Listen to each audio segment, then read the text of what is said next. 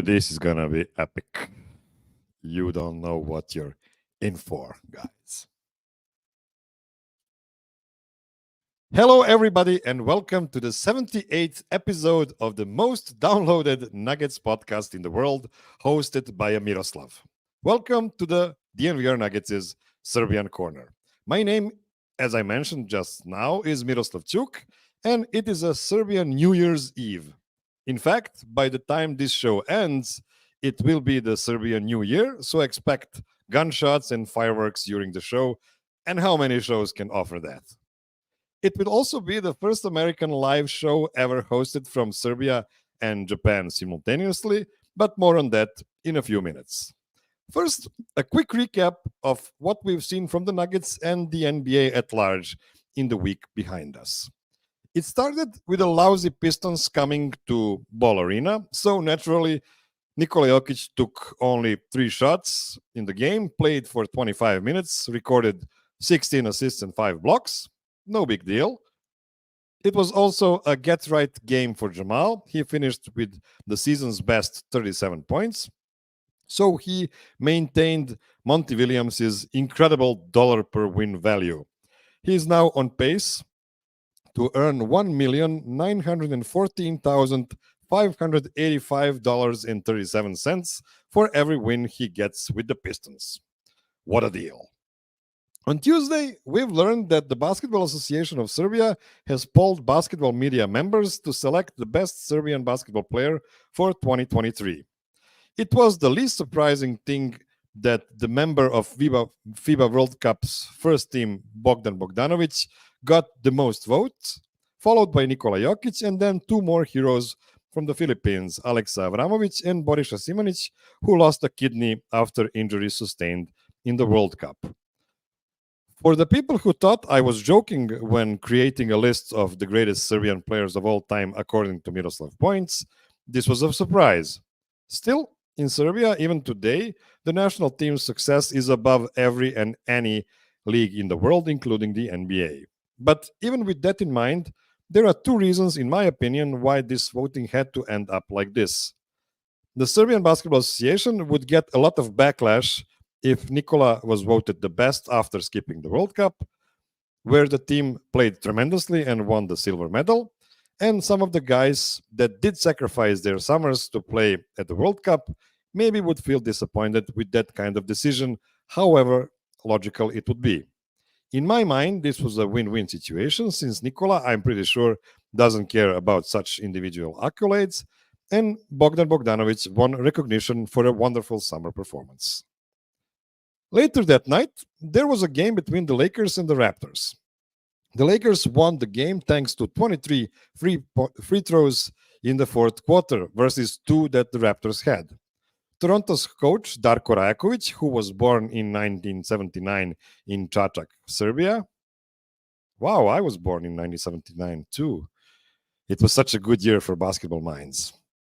Okay, focus, Miroslav. You were making a point. Darko Rajakovic called out the refs for giving all those free throws in the 4th quarter to the Lakers and did it in such a Chachanian way.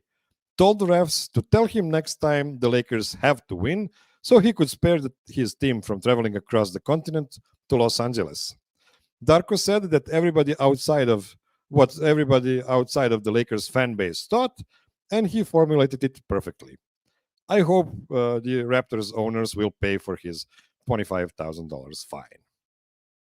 After that, the good guys traveled to Salt Lake City. It was the 13th time Nikola Jokic played in Utah, and still the only win ever for him in Utah was the famous The 7 game. Utah was red hot from the opening tip. Nuggets defense was horrible. The starters never got into the rhythm, and can thank Colin Gillespie and the bench mob for losing this game with a reasonable margin. Finally, the Pelicans came to town. The beginning of the game wasn't promising since neither team could stop the other one, but as soon as the starters made a few stops, they got a 9-point lead. Then the Jamal-led bench extended that to 15, and the Pelicans never came back to the game. Nikola got his 5th consecutive triple-double when playing against the Pelicans, and also now has an 8-game span of shooting almost 80% from the field, another not since Wilt. Jamal and MPJ both scored 20 points, and Gordon, KCP, and Reggie were all in double digits. It was the third time this season that all of Jokic, Murray, and Porter scored 20 plus points, and the 10th time any Nuggets trio accomplished this season. Fun fact, the quintet of Michael Adams, Alex English, Fat Lever, Blair Rasmussen, and Jay Vincent all scored 20 plus points on December 16th, 1987 versus Houston. The 80s were wild, man. All right, that was enough of me yapping. It's time to call up my guest for today. As I said, this is the first time in the history of YouTube television that a live show for the US audience is being hosted from Serbia and Japan simultaneously. Yes, it's 11 p.m. on a New Year's Eve here, but it's also 7 a.m. in Yokohama, Japan. A big thank you for waking up so early on a Sunday to the writer for Forbes Sports. He is the former BSN Denver and Roundball Rock Company contributor. It's Joel Rush. Welcome to the show, Joel. Thank you, Mita, and happy Serbian New Year's to you. Yeah, we are only 51 minutes away from that. I actually have no idea what will be the magnitude of the fireworks behind. Did you say fireworks and gunshots, by the way?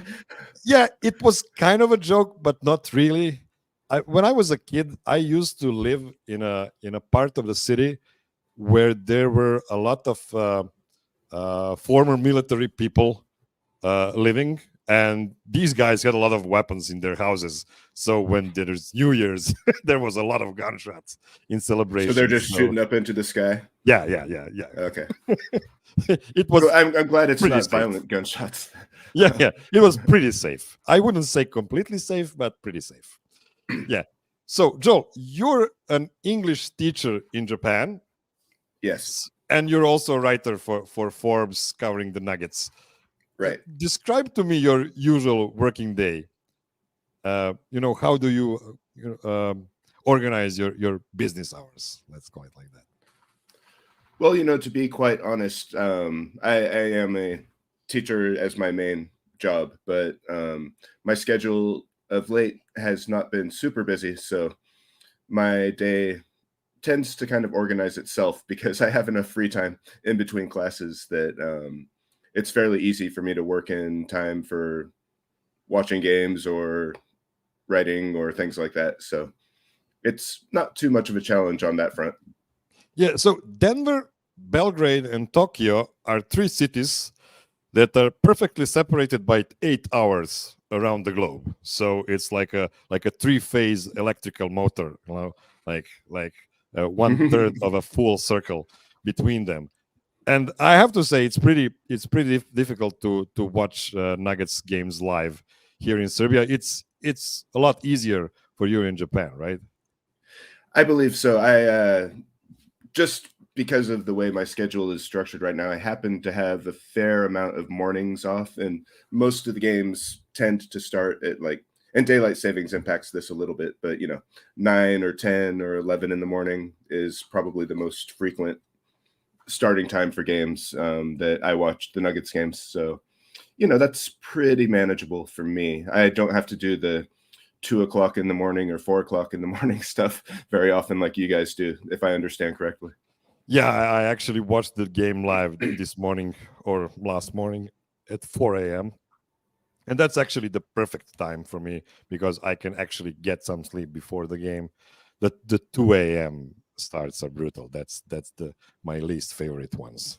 Yeah, if I'm not mistaken, tomorrow's game will begin at 5:30 a.m. here because it's like an early afternoon game or something. So yeah, it's like that might be better for you guys. Yeah, 11:30 p.m. here, so it's gonna be like just a bit later than what we are doing right now. So that's gonna be fine.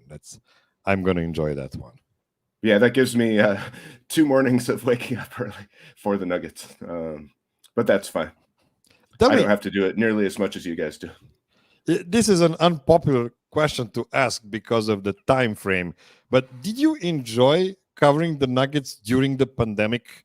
With all those remote sessions you could have, attend equally, just like any other media personality remotely? Yeah, I mean, obviously, I would never want to say anything was good about the coronavirus pandemic because it was a horrible tragedy.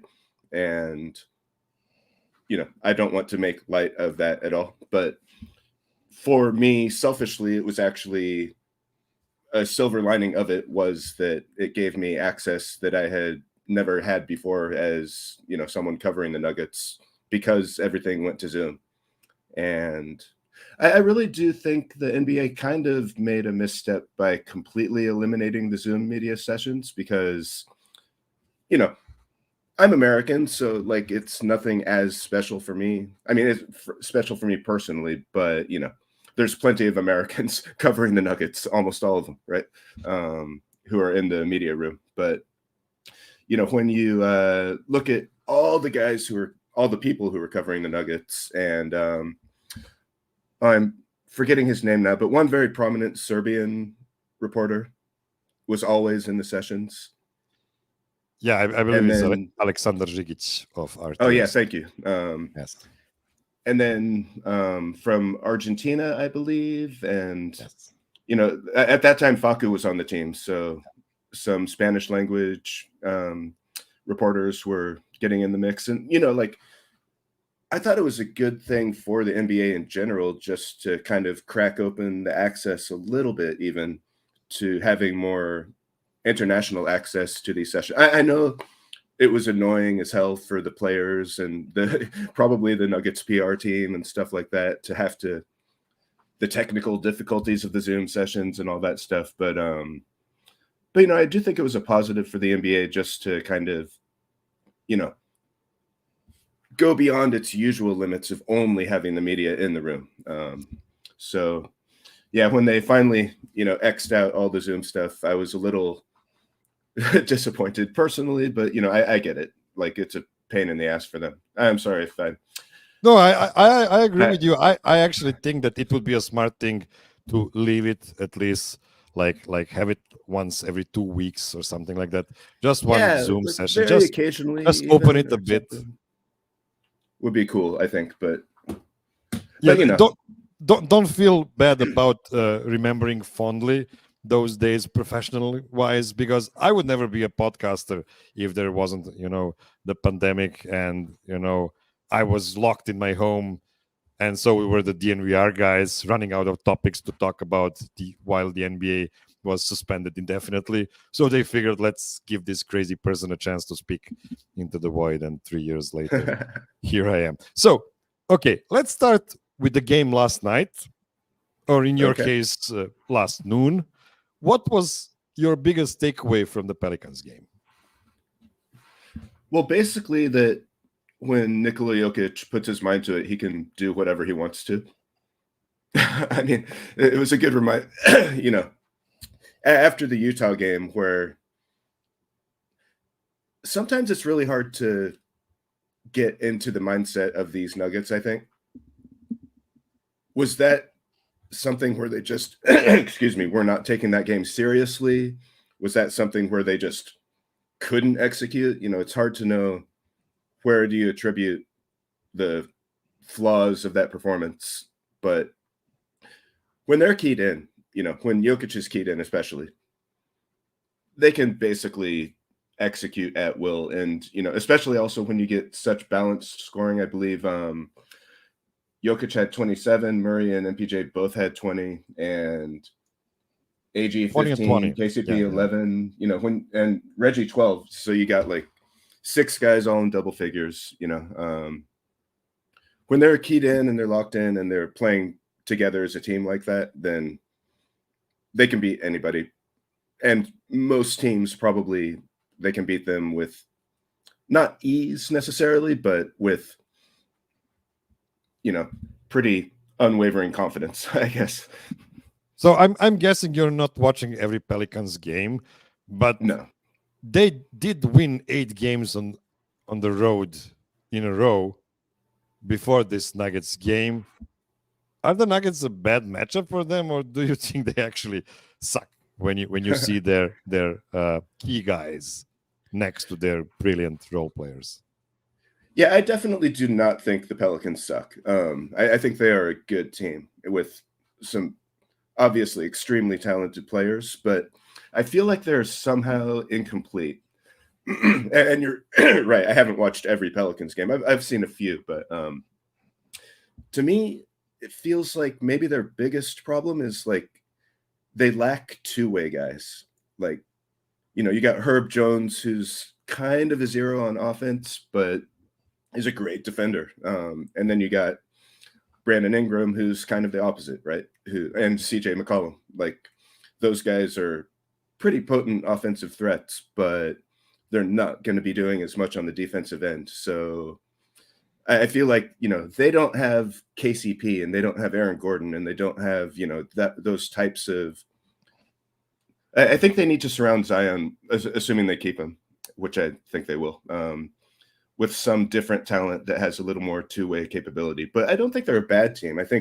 Obviously, if you get a 7 or 8 game win streak on the road, you definitely have like a certain floor there of competence, right? So, yeah, I really like Zion when he's healthy and in shape. He's like in 80% shape right now. I would think so. Brandon Ingram is the guy I always look on that team and say, like, there's no other superstar that vanishes from the game quite like Brandon Ingram. Like, you will just get a complete no-show from him from time to time, and then he can kill you in the last minute. Like, if his team around him is good, he will hit the key shot at the end and they will win. But in other occasions, that's at least my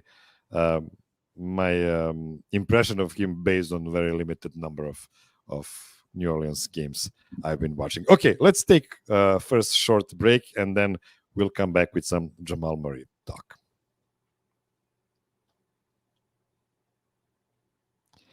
Okay, presentation time.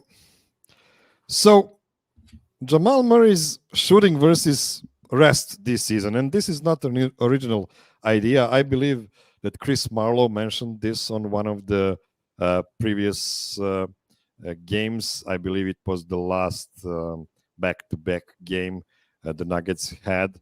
So he mentioned that Jamal Murray is really shooting a lot better when he's well rested, comparing to the second nights of the back-to-backs. And I did some very little research based on games only this season.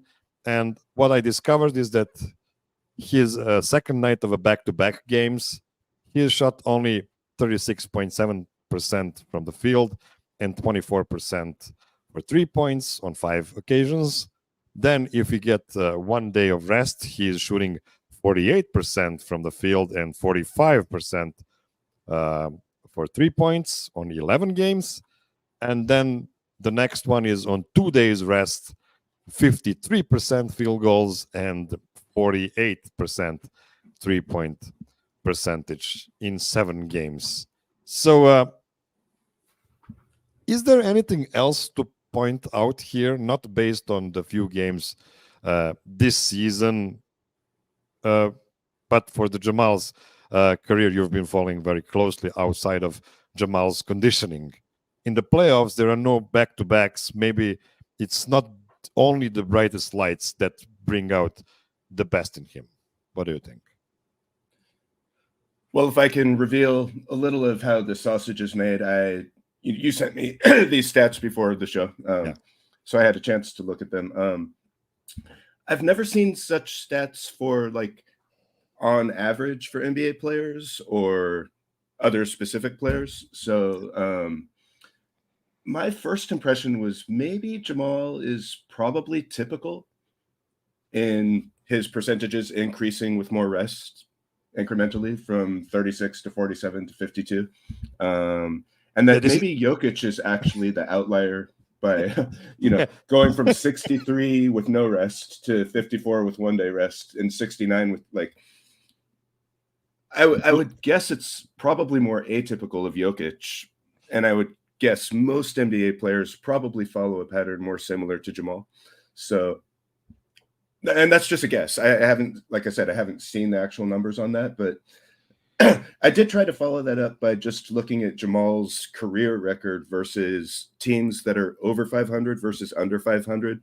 Mm-hmm. Just on the notion of the bright lights thing, that he might play better when there's more of a challenge presented to him and kind of slack off when they're playing against worse teams. But like, it was almost identical stats. Like in the regular season, I'm sorry, I'm looking at the wrong thing. But yeah, the over 500 versus under 500 team stats were pretty identical. But, and this is nothing new for anybody because everybody's already aware of this, but the split between his regular season and playoff performances is enormous.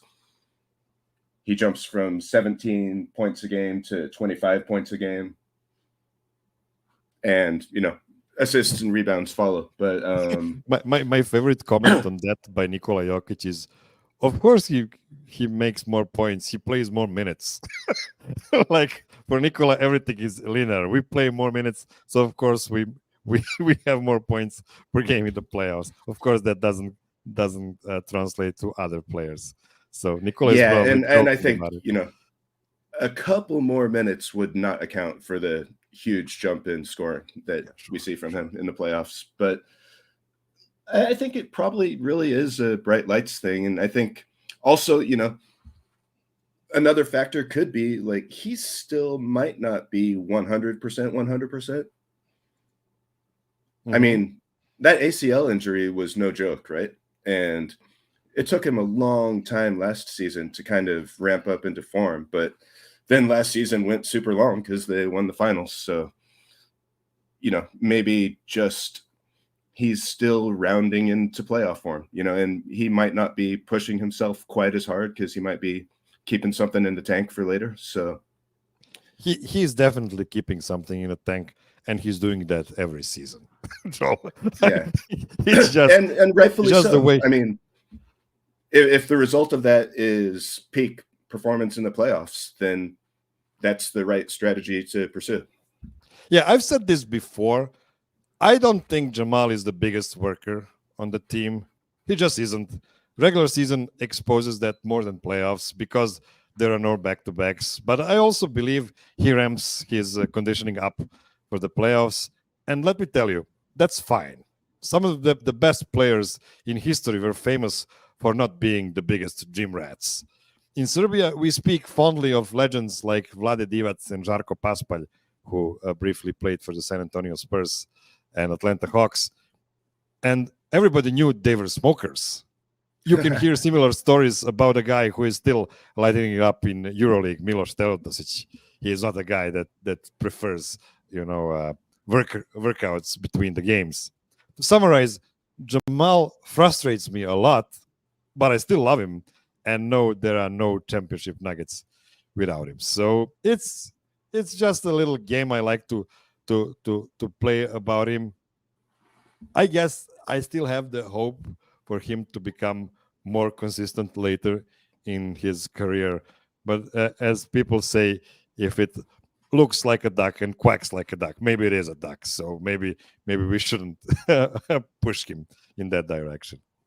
Yeah, and I don't know if this applies to Jamal or not. I've never heard anything about it one way or the other, but being that the Nuggets are based in Colorado, I think there still in the NBA are plenty of smokers of maybe other kinds. Non-tobacco smokers, yeah. Like the reports from the locker room after the finals definitely confirmed that. So, and that's, hey, as long as they can bring it on the court when it matters, then power to you, guys. But yeah, I think what you say makes sense. By all accounts, Jokic is the hardest working guy on the team, right? So yeah, and we don't hear those kinds of statements made about Murray quite as much. Yeah, and I actually, it's surprising to me how late we got to know that Nikola is probably the hardest working guy on the team. That wasn't something that was pushed to the media for his first several seasons on the Nuggets. Okay, let's now move to a bit of a bigger picture on the team if you look at the season so far, who was the biggest positive and who was the biggest negative surprise to you this season in the Nuggets? Players wise. Well, I had a tough time deciding between two players for the biggest positive, but I have to go with Peyton Watson first, just because he was more surprising to me. The other is Reggie Jackson, and he was surprising as well, but he had a long history and a track record of high level of performance. So it wasn't a shock because, he's demonstrated that he could play at this level before. But Peyton Watson actually hitting those 3-pointers, and I know Michael Malone said he was more impressed with how his defense has improved this season, but I was maybe in the more obvious camp of, wow, like I'm almost shocked that I don't cringe when he shoots 3-pointers, because last season I would have really worried about that. And he has demonstrated some real growth, and it's just absolutely critical to have a 7th guy, an 8th guy on the bench for this team after losing Bruce Brown and Jeff Green. And, but by the same token, that applies to Reggie Jackson as well for just bringing competence to the backup point guard position. So I have to go with kind of both of those guys, but the one who's raised my eyebrows more is Peyton, for sure. Peyton Watson is really interesting because if you think about the playoff rotation, I honestly haven't checked this. I wanted to, and then I forgot. How many minutes per game did Jeff Green and Bruce Brown and Christian Brown combine for?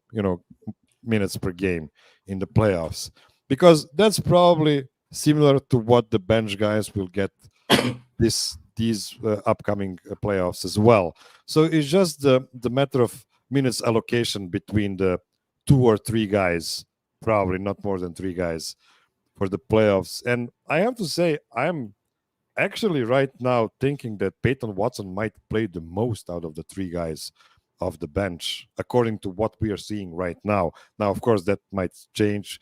Guys have better and worse months during the season. The season is really long. But when you think about the way Reggie Jackson plays together with Jamal Murray, that wasn't the best possible pairing so far, in my opinion. But Malone likes it. Yeah, I know he likes it. He mentioned that in his presser post game last game. Yeah, and this last game it worked perfectly. Jamal led bench was really clicking on all cylinders. But and according to Malone, I think one reason he likes doing that is just to take the pressure off of Jamal, where Reggie can run the point and let Jamal go off ball in those minutes. Yeah. So there could be some kind of hidden value in that Malone is seeing that might not be readily apparent to us as outside observers, but yeah. I do think Reggie will get the most minutes off the bench in the playoffs, just because I think we'll see, as we did with Christian Brown last time, where he basically sat out a whole series, right, until he came back in the finals and really made a big impact. But I think Peyton Watson will be more like that, more situationally applied, but Reggie Jackson will be like a constant go-to guy for Malone. I could be mistaken, but I think the bigger minutes we're seeing for the deeper bench guys right now is for development and experimentation and figuring out, who can we trust once we get there. But I actually agree with that.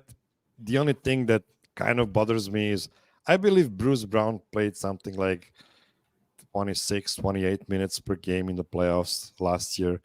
That might be too much for Reggie, because the Nuggets might be a bit exposed on defense if they're playing such a small front backcourt with Reggie and Jamal. But I might be wrong. They might just be otherworldly strong on the other side, that it just doesn't matter. Okay, give me your biggest negative surprise for this season. So I hate to say it, but it's pretty just obviously true. I think it's got to be Zeke Nnaji, who the Nuggets were clearly hoping for a big step and further development with him.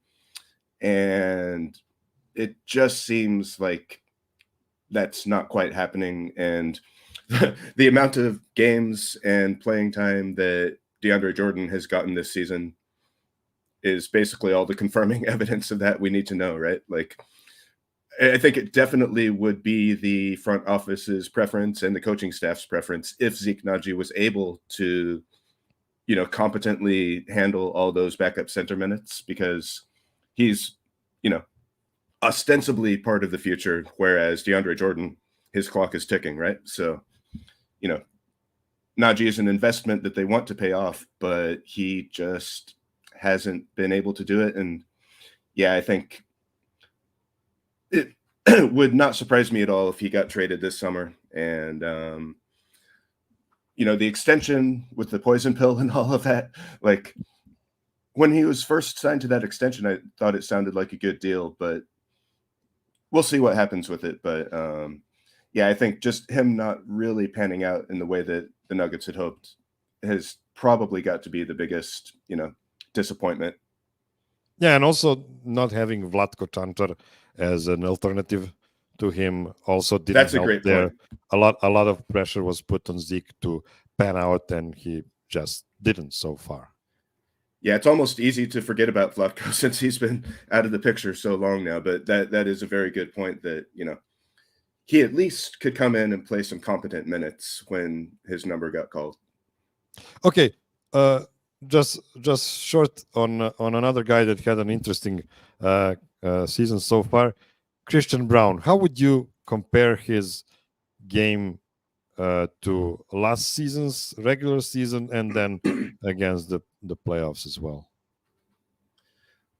Yeah, I feel like he has a little bit of the Jamal Murray syndrome with the bright lights, and I feel like he's basically the same guy.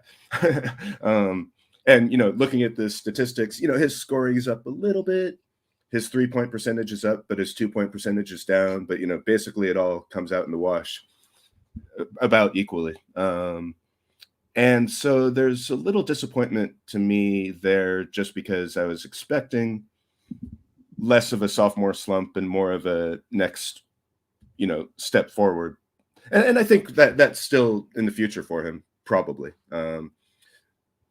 As everybody, it's cliche now, but development is not linear. And, I think I'm sure he will continue improving into the future, but I'm not worried about him at the same time, because he is a champion and he is a winner. And I think, like Jamal Murray, he gets up for those big games more especially than any other. And I think he will still be, from moment to moment in certain situations, a big impact player in the playoffs. And also, like, the Nuggets are clearly trying to get the ball in Julian Strawther's hands. They're clearly trying to get the ball in Peyton Watson's hands, and they're trying to develop these other bench guys. So I think the amount of touches he's getting is probably less than might be expected for someone in his situation normally, just because they're, trying to distribute the shots more evenly among the deeper bench guys. So that might be a little obstacle for him in development, perhaps, but I think he'll be fine. Yeah, I think it might be on us because we all expected Christian to be the new Bruce Brown. And in reality, it might be that the combination of Peyton Watson and Reggie Jackson will actually replace the production of Bruce Brown. And Christian can just be Christian from last season, and that will be perfect for the playoffs, honestly. Okay, let's take one more short break, and then we'll come back to a game I just made up. Don't go anywhere.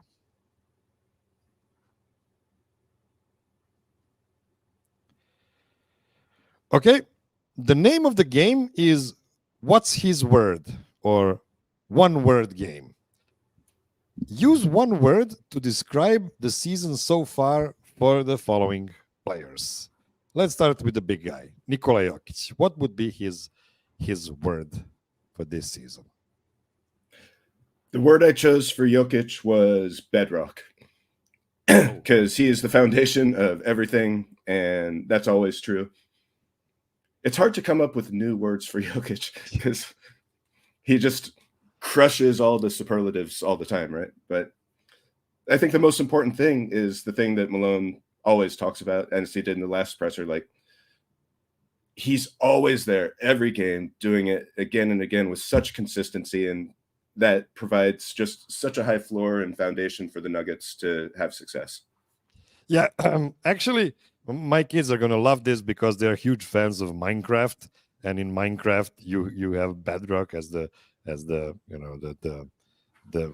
the main element that stays under all the other elements, and that's a really nice comp. I cheated here and said casual dominance.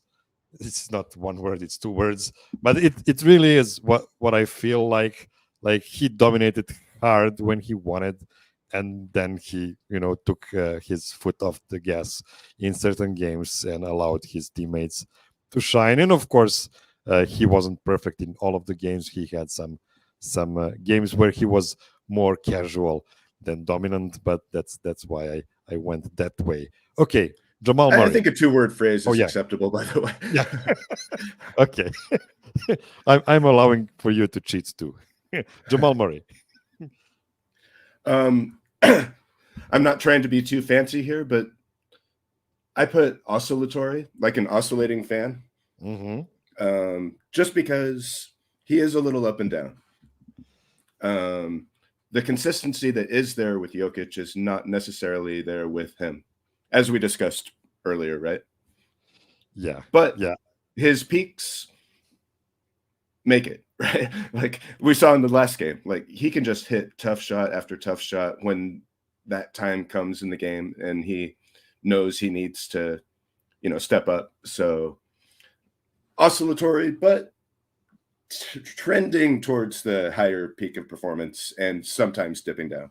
Yeah, I actually agree with you.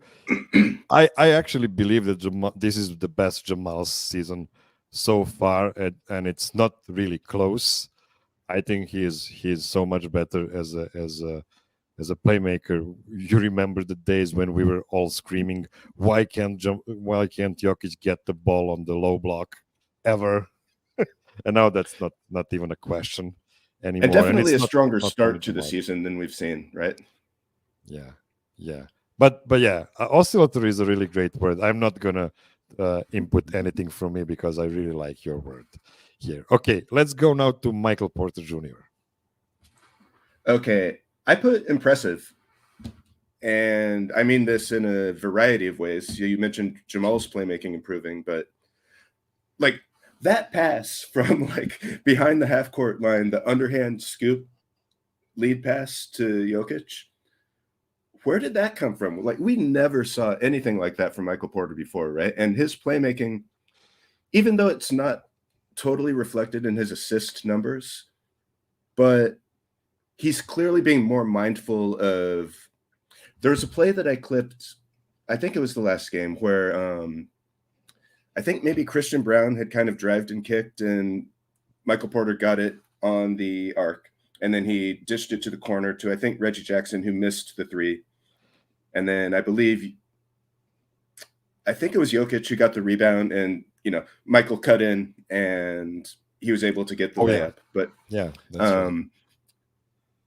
Just catching it on the arc and then passing it to a more open 3-point shooter.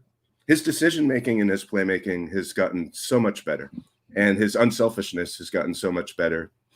And like, he flied in for that big putback, like his athleticism is also starting to kind of sparkle, and we're seeing just a more multi-dimensional player in so many facets of his game. And there was a time when there was a pretty low level of confidence that might happen, and he's really kind of broken through some of those previous limitations, and I am just really impressed.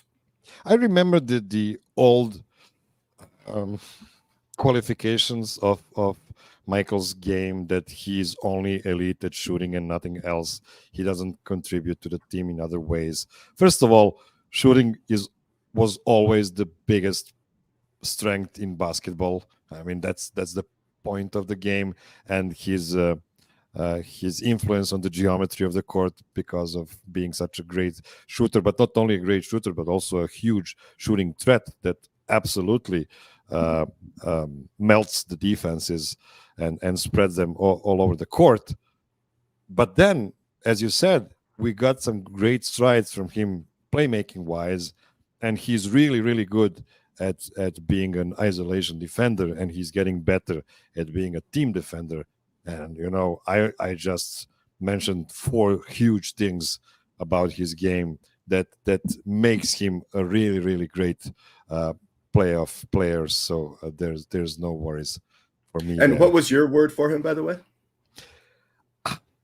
It's strange. My word for him is up and down, and the reason I said that is because I felt like in some games, yes, he was kind of like iced away from the actions after being really good in one quarter.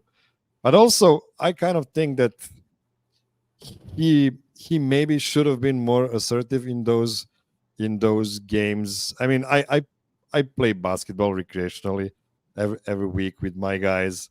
We're the old crew that plays basketball, and I know it by myself. If I'm offering myself more to my teammates, I'm gonna get the ball more. It's like there are things he can do as well. We're always blaming Jamal and Nikola and Michael Malone for not giving him the rock more. But yeah, I think this is one of the areas of his game where I still expect growth from him, and look out if that happens.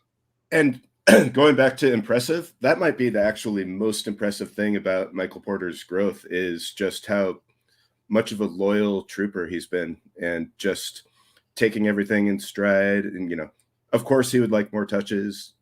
His recent comments at that one post-game presser, like, I think got blown up disproportionately, because he has been very quiet, very keeping his head down, going to work, and just doing his job and playing his role. And I think he's really learned a lot from Jokic in that respect. But also, I do think the onus is on Michael Malone and his teammates to try to feed him a little bit more too, because like you said, it can be frustrating for players if they are trying to do all the right things but they don't get rewarded for it.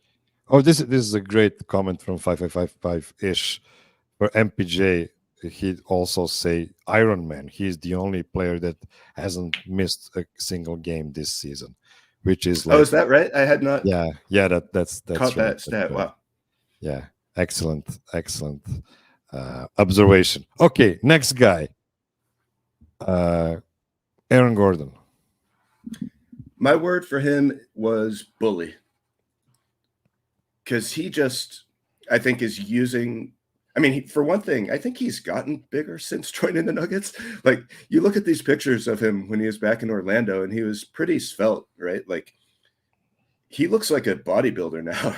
And he's really making great use of just throwing his weight around and exploiting mismatches. And, we saw some examples of it last game, but I just love the way he's using his physicality. And, he went through kind of a slump for a while in terms of his shooting and stuff. But yeah, I just think as a complementary player to Jokic, he's perfect. And a lot of that does have to do with, being on the inside and being able to throw his weight around. Yeah, I agree. Bully is a great word.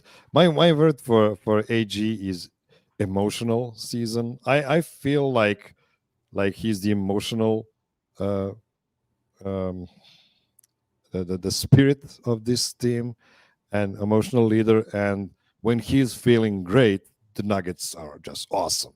Like when AG plays great, nobody is stopping them. Of course, you can say the same thing about Jamal Murray and Michael Porter, but AG, as you said, he can crush the teams with his two-man game with Nikola Jokic, which is one of the most impressive two-man games in the league. That's very atypical. You will really rarely see guys playing the 5 and the 4 doing the two-man game, and it's pretty unstoppable. So when AG is feeling it, when his emotions are on a high level, the Nuggets are just crushing everybody. And I'm sure that he is also pacing himself for the main thing. Like it's kind of annoying. They know what's their goal. They know what's going on in the next 3 months. Doesn't mean anything. They just need to survive the grind and then deliver their best punch when it's needed.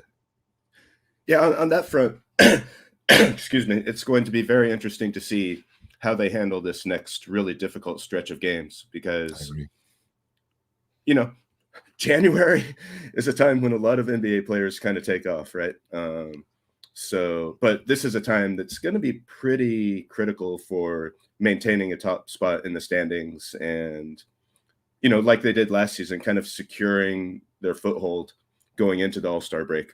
So, yeah, this is going to be a pretty big test for them coming up, I think. Okay, another guy, KCP. What is his word for this season? I chose underrated because there's nothing about him that jumps off the box score, the stat sheet.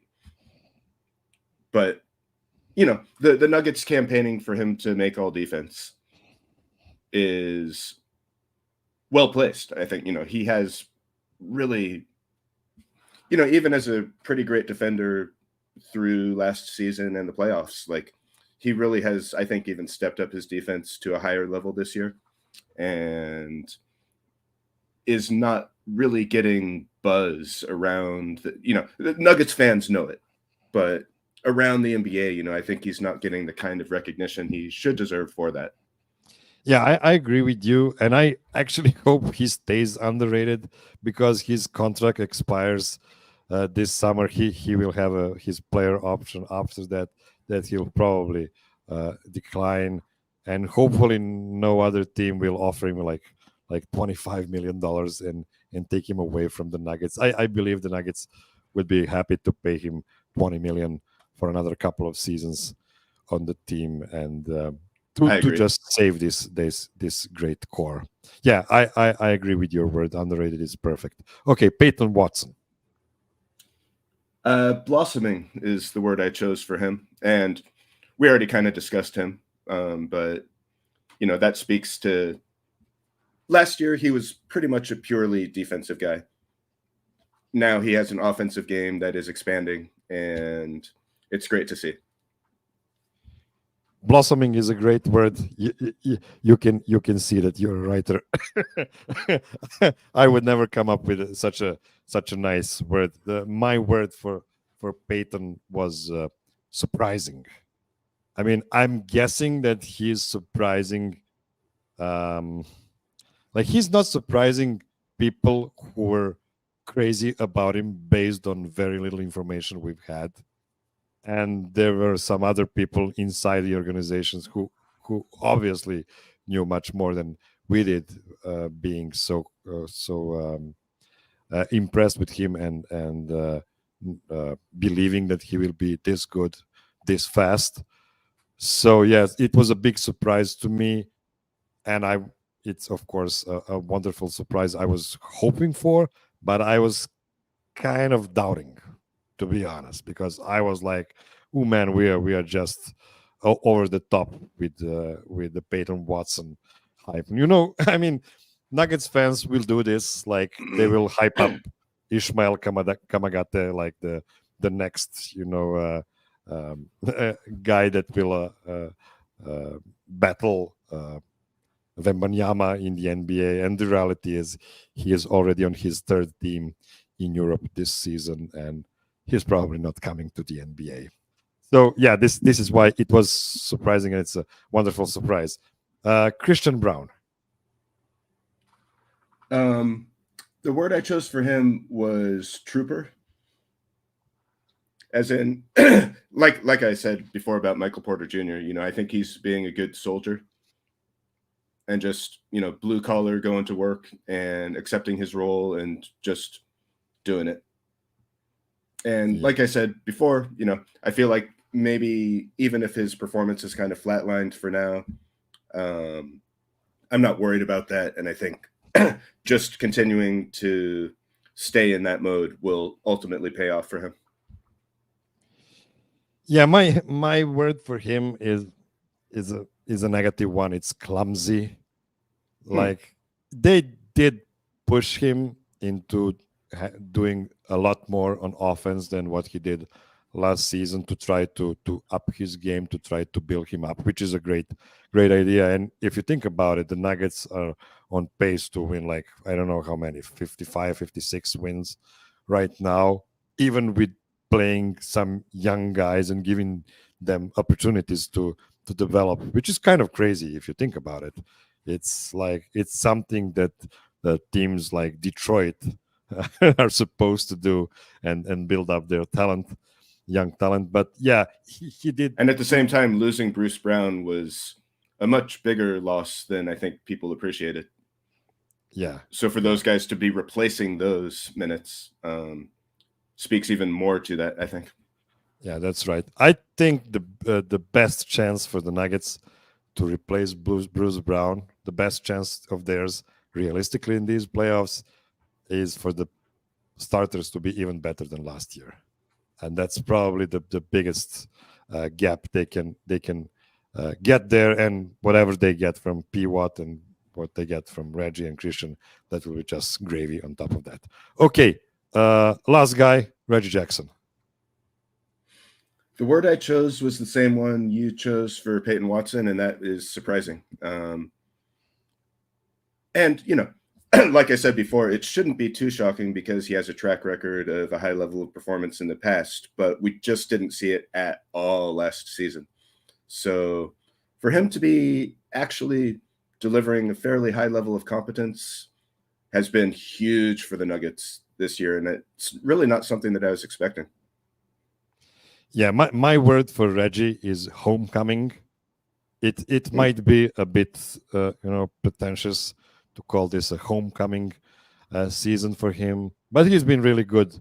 On average, he's been really good this season. He's had his up and downs, but he's a backup point guard. He's allowed to have his up and downs for sure. So yeah, I really root hard for Reggie. I really want him to be a big part of the championship run as a local guy. I'm really big on that. Okay, let's take one last short break, and then we'll have one more short segment that will not be so much concentrated on the Nuggets. Don't go anywhere.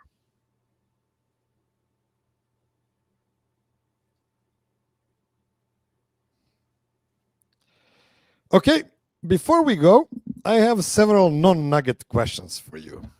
So you are a huge fan of cinema.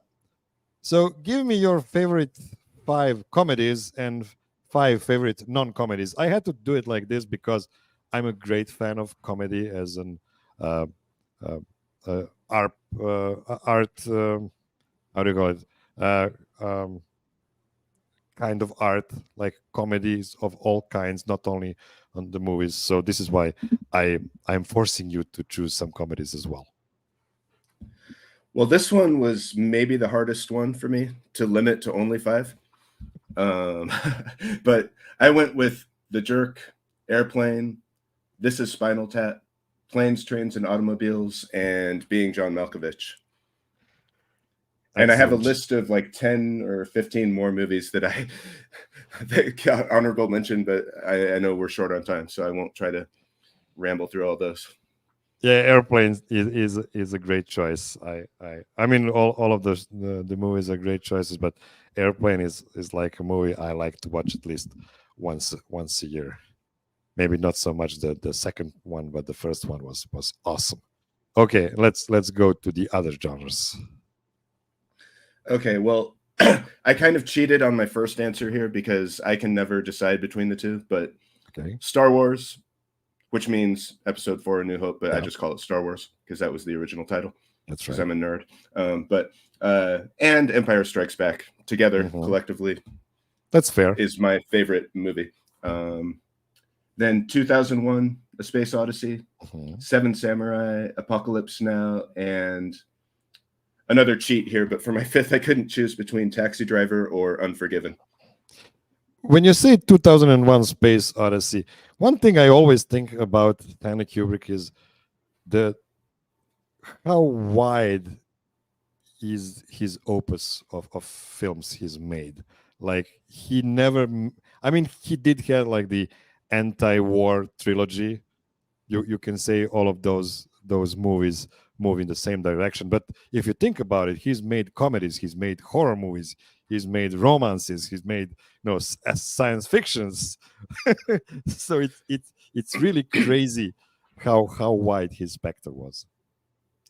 Yeah, I'm a big Kubrick fan, and I could have chosen any number of his other movies there, but I went with 2001 because that just rocks me every time. But excellent list. Okay, now give me your 5 favorite music bands, regardless of genre. Okay, I this was another tough one. Sure, but the Grateful Dead, anyone who knows me on Twitter Yeah. will not be surprised by this, is my favorite band. And I'm a big Deadhead. But the first band that I really probably fell in love with was Rush. And I still love old Rush. I never got into the new stuff, new being like post Signals. But yeah, then Rage Against the Machine, Public Enemy. And here's another cheat here for my fifth one. I couldn't choose between John McLaughlin, all the incarnations of John McLaughlin, which there are many, and the Beatles. But yeah, in the Grateful Dead genre, I could have chosen any number of other bands that I also love, but I was trying to just kind of diversify my answers there a little bit. Yeah, if I can just comment on one of the bands you mentioned, Rush, their late guitar player, Alex Lifeson. He's actually a Serbian guy, originally called Aleksandar Živojinovic, and he's Is that probably really true? Yeah, that's probably the most famous rock musician from Serbia. Wow, I did not know that. Everyone knows Rush as Canadian, and I always just assumed that was the case for him as well. I never knew that. Wow, that's cool. Yeah, Aleksandar Živojinovic from Serbia. And an underrated guitar player, too. I think he doesn't get the he was awesome. recognition he deserves in kind of the world of who are the greatest rock guitarists ever. He is awesome. He is awesome. I actually didn't know about that until like 5 years ago, and when I discovered that, I was like, "Oh man, that's pretty cool. That's pretty cool because Rush rocks." Okay, Yeah, that's a great pin to put, a great feather to put in your Serbian cap. Huh? Yeah. Well, we claim him. We have to claim everybody. We're a small nation. We need to claim everybody we can. Okay, so we had this discussion back in the day on Twitter. Give me your, this is pretty random. Give me your 5 favorite bass guitar players. Okay, and this was another one where I have a list of 5, and then I have a list of like 15 more guys who were close considerations, but I went with Jaco Pastorius, number 1. Phil Lesh of the Grateful Dead. Stanley Clarke, who was kind of the first fusion music that I listened to, like when I was in junior high or high school, kind of cracked me into that whole genre. Geddy Lee of Rush. And I put Chris Squire from Yes. And there are so many more, like James Jamerson, Michael Henderson, Oteil Burbridge. I have a whole list, Victor Wooten here, of like other guys. But again, I was trying to just diversify genres there a little bit and choose like a selection that's kind of representative of my broader taste. But yeah, I'm a huge fan of jazz, and I started like most people with the old stuff, with swing and bebop and stuff like that. And then I discovered Stanley Clarke, and I was like, "Oh man, like this guy is crushing the bass. It's really awesome." Okay, yeah, that first time you listen to School Days is an experience for sure. It is. Joel, I cannot thank you enough for waking up this early on Sunday. I know you have a trip planned for today, so please go back to your bed and sleep some more. Thank you so much for coming on the show, and I hope you won't be too annoyed when I call you back again. Oh, not annoyed at all. Thank you likewise for having me. It's been really fun chatting with you for the first time, except on Twitter. So it's great to kind of meet you personally face to face. And if anytime you wanted me back on, I'd be happy to join you. Excellent. And for you, my dear listener, thank you for spending an hour with us this week, and until next week, idemo Nuggetsi.